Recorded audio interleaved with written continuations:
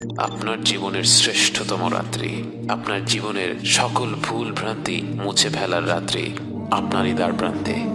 একটি রাত যা হাজার মাসের চেয়েও উত্তম, একটি রাত যা জীবন ভর ইবাদত করার চেয়েও উত্তম।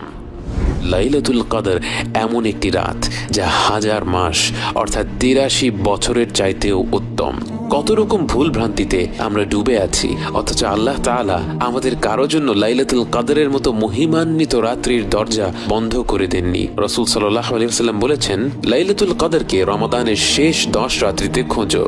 মনে করুন একটি লটারি হচ্ছে, আপনাকে বলা হলো 1 থেকে 10 নম্বর টিকিটের মধ্যে যে কোনো একটি অবশ্যই জিতবে। আপনি কি তখন কোনো টিকিট বাদ রাখবেন? টিকিটের দাম যতই হোক না কেন, লটারি জেতার পুরস্কার তার থেকে লক্ষ গুণে বেশি। তাই এই বিরাট পুরস্কারের কথা চিন্তা করে আপনি 10টি টিকিটই কিন্তু কিনে ফেলবেন।